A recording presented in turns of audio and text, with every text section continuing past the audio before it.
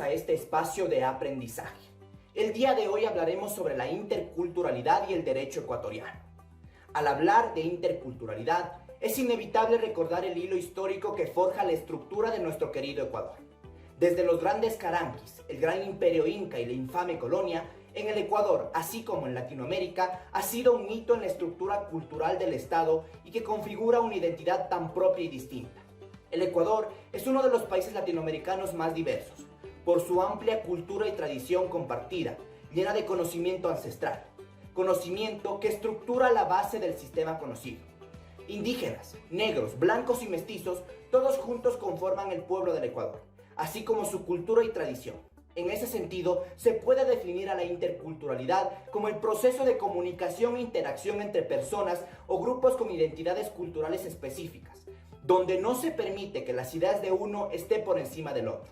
Y es justamente lo que el Estado actual de Derecho intenta lograr mediante la estructura constitucional, que reconoce la igualdad y la no discriminación, así como las políticas de apertura y de relación que involucran la participación intercultural de todos los niveles que involucran el desarrollo del Ecuador.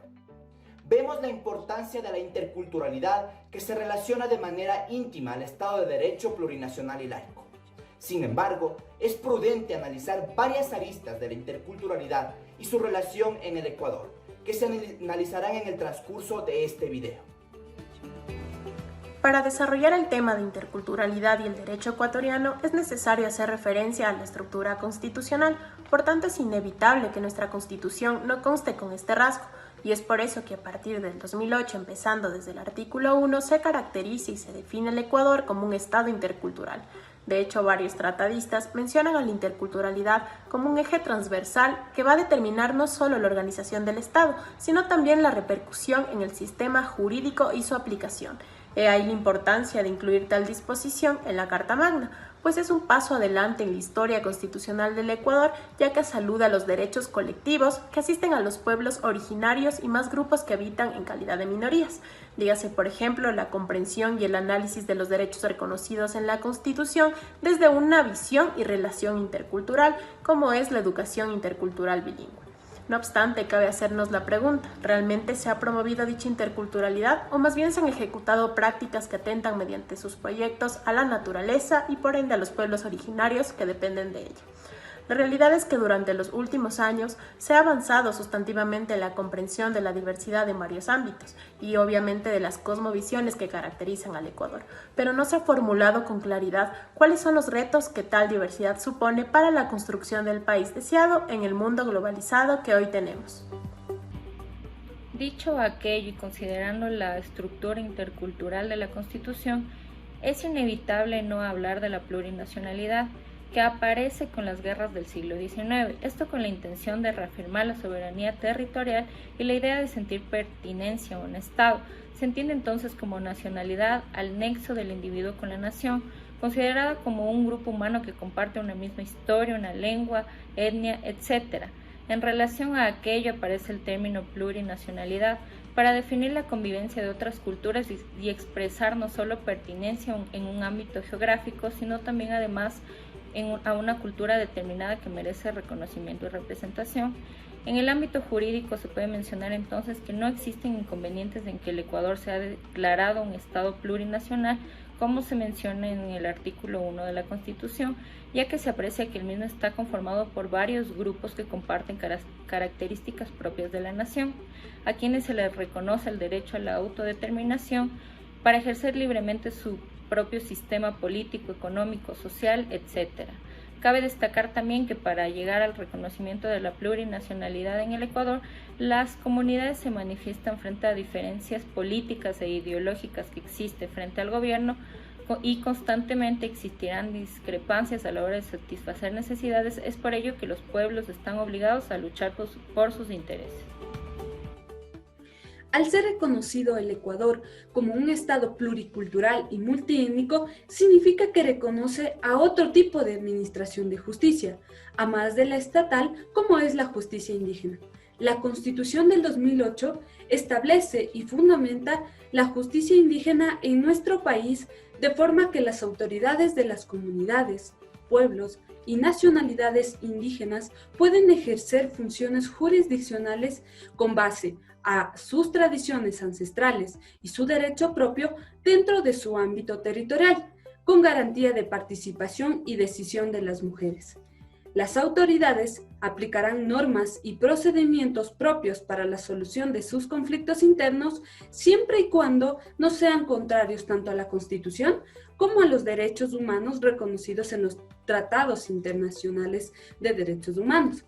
Sin embargo, este tipo de administración de justicia aún sigue siendo discriminada y poco aceptada, ya que solo tiene jurisdicción en sus territorios. Es importante analizar que la justicia indígena es un cambio para la opresión de la justicia ordinaria, ya que afianza y garantiza los valores y principios de nuestros aborígenes, vela por el cumplimiento de los deberes y derechos de los nativos y mantiene el respeto y la armonía entre los seres humanos. Además, es gratuita, directa y eficiente. Impone una sanción de carácter público, curativo y orientada a no llenar las cárceles con seres humanos, sino por el contrario, reinsertarlas a la sociedad, mostrando una verdadera solución a los conflictos y no como la justicia estatal, que en vez de resolver, resulta un problema más a enfrentar.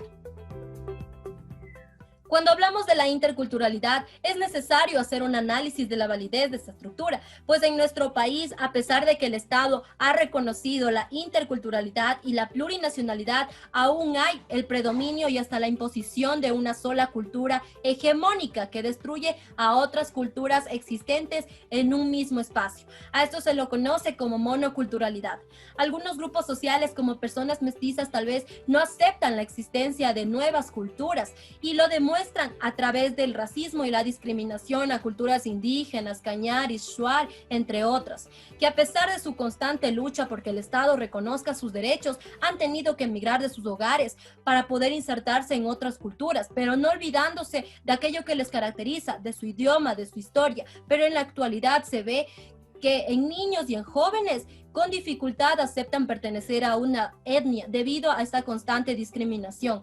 En sí se presenta un aparato de Estado moderno, pero que su esencia continúa siendo monocultural.